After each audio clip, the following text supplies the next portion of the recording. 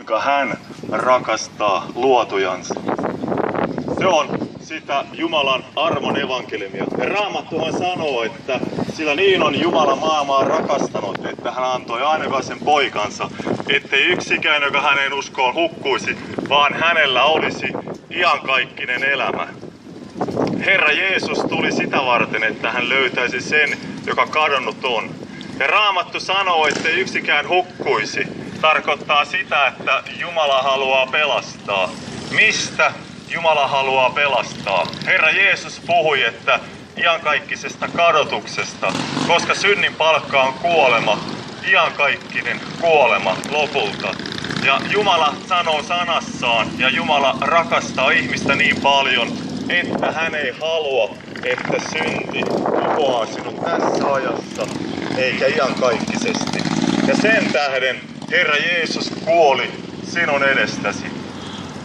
Herra Jeesus kärsi sinun edestäsi Golgatan ristillä. Hän vuodatti verensä sinun syntiesi tähden, että sinä saisit vastaanottaa hänessä pelastuksen.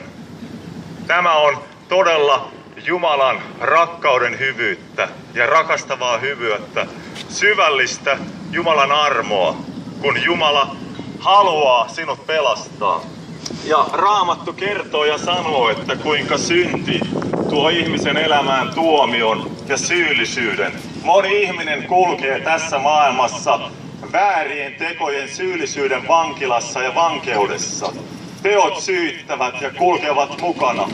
Vaikka kuinka hukuttaa omaa murhettaan sinne pulloon, päihteeseen, rahaan, mihin tahansa, niin se synnin palkka, se syyllisyys, ne väärät teot, se paha olo, se seuraa mukana. Ainut, joka voi puhdistaa sinun omatuntosi, ainut, joka voi vapauttaa sinut tästä vääryyden syyllisyydestä, jota sä kannat sydämessä, on Herra Jeesus ja Herran Jeesuksen veri.